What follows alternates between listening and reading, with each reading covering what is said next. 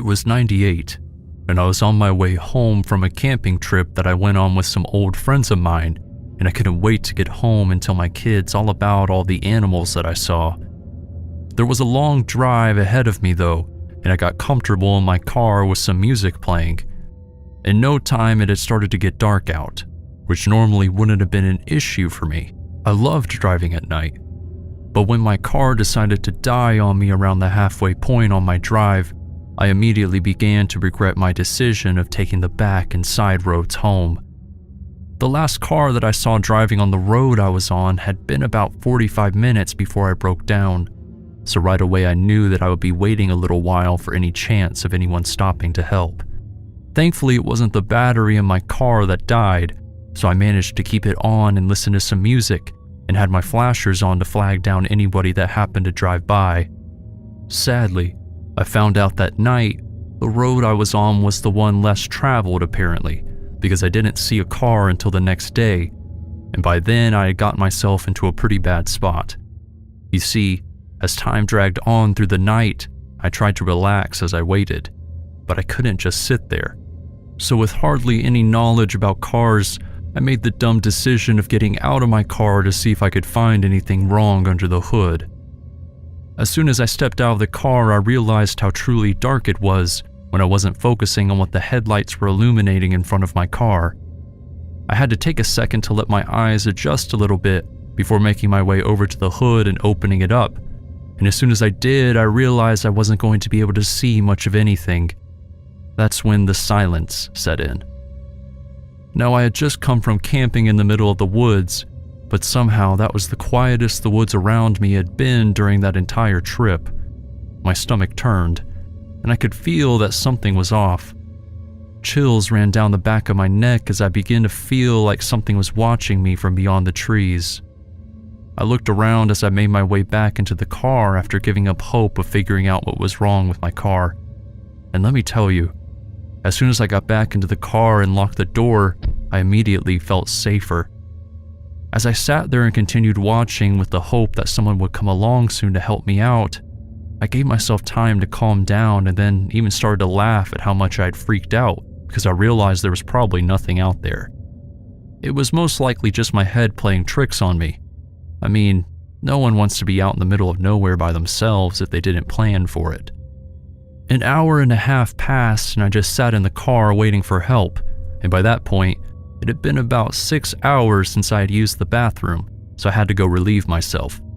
As I went to open the car door, I remembered what had happened the last time I stepped outside, and I took a deep breath to keep myself calm. My plan was simple: get out, go behind the nearest tree, and then get back into the car as fast as I could. I ended up skipping to the last step as soon as I got about 10 feet away from the car, though.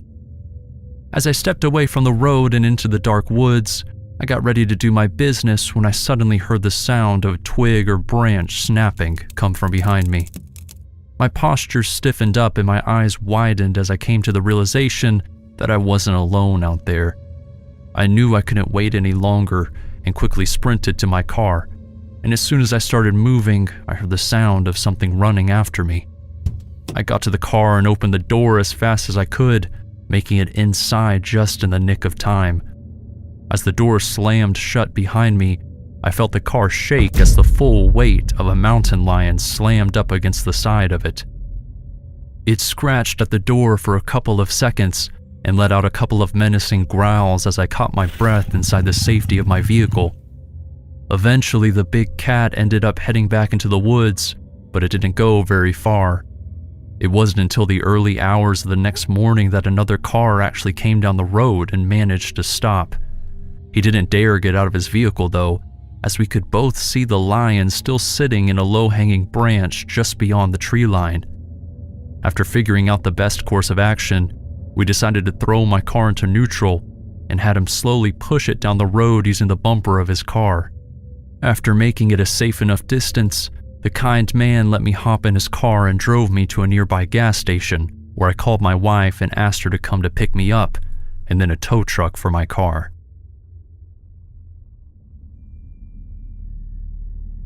After spending the weekend at my best friend's wedding in Las Vegas, it was time for me to drive home. It was a 13-hour drive, but I made it there in one trip, so I figured that making it home would be no problem. My plan was to drive through the night so I could be home by the following morning. Before leaving the hotel at around 9:30 p.m., I texted my girlfriend that I would most likely be home around 11 in the morning, maybe a little past noon if the traffic turned out to be bad, and then I was on my way.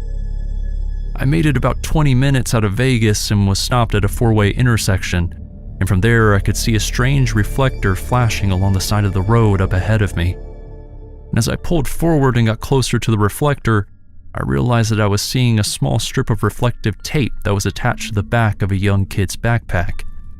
At least to me, he looked young. I thought he was about 16, but I could be wrong. I pulled off to the side of the road up ahead of him, and as he got to my window, I asked if everything was all right.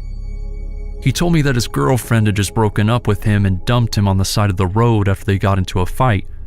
And I was feeling sympathy for the kid, so I asked if he needed a ride back to his house, which he claimed was right up the road. He seemed really grateful and told me his name was Xander before getting into the car. He placed his backpack at his feet and I told him to buckle up before pulling off. At first I tried to give Xander some advice that I thought might help him with the breakup, and just let him know that everyone goes through these tough times, and it'll get better as time passes. But as soon as we started driving, I hadn't even gotten a single full sentence out before I felt something pressing into my stomach. I looked down, and the kid who I had just tried to help was holding a small silver revolver pressed against me. And before I could react, he said, "Keep your eyes on the road." I didn't argue, and I continued to drive.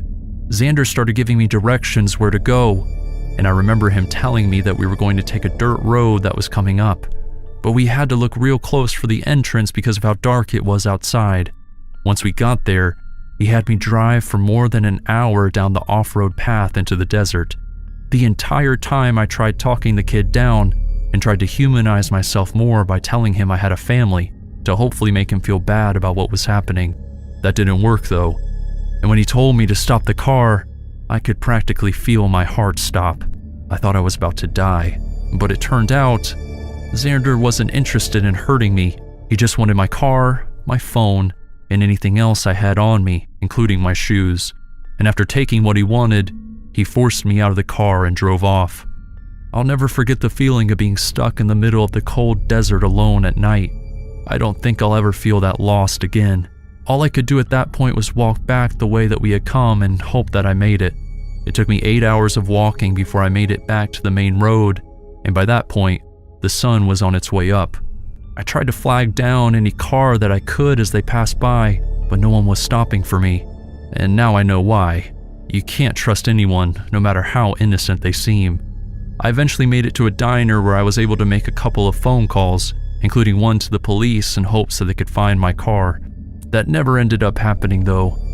All I can say is, I'm thankful that I made it home safely after that. I've always been the type of person who put productivity over everything else. While all the other girls were out enjoying themselves, I worked as many hours as I possibly could. I learned a few years ago why I can't let myself get overworked like that again though. Not after what happened when I was on my way home from working a double shift, which included an overnight. After unloading the shipment with the other 2 packers that we had at the Gap where I worked, we set up the store for the openers before heading home. It was about 3:30 in the morning by the time I got into my car and began what was supposed to be only a 10-minute drive to my house, but as soon as I pulled out of the parking lot, I realized that I was in a lot of trouble. You see, normally I take the time to put my things in the back seat, but I was in such a rush to get home that I just carelessly tossed everything into the passenger seat beside me before heading off. But if I had gone to put my things in the back seat, I would have realized that I wasn't alone in my car while my coworkers could still help me. However, I was already out of the parking lot and on the empty road when I felt someone's hand reach over the back seat and grab onto my shoulder. They gripped down tightly as I felt the cold, sharp blade of a knife reach around my other shoulder and touch the side of my neck. He told me to be calm and just do what he said. And as I tried to look back at him to see who it was, he tightened his grip on my shoulder and told me to keep my eyes on the road. At that moment, I noticed the hand that was holding the knife to my throat had moved away from me slightly as the man gripped tighter with the other hand. I saw that as my only opportunity to get out of that situation, so right then I decided to slam on the brakes as I leaned as far away from the blade as possible. The sudden stopping threw the man off balance in the back seat and caused him to fall forward off of the seat and loosen his grip on my shoulder, which gave me the chance to get out the car and start running. It only took him about 2 seconds to recover as I heard the sound of his car door closing as he started to chase after me. Thankfully, my coworker had taken the same road as we did, just a little bit behind us, and saw the man chasing me.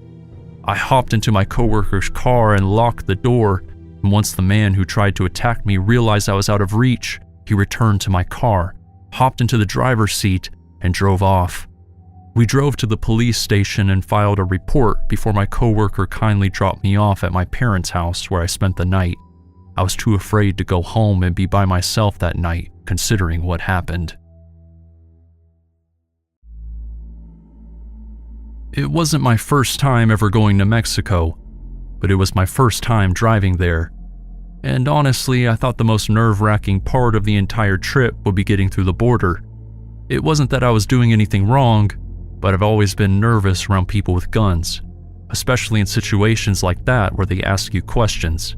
Once I got to the border, though, I realized how simple it was and there was nothing to worry about at all. At least, not there.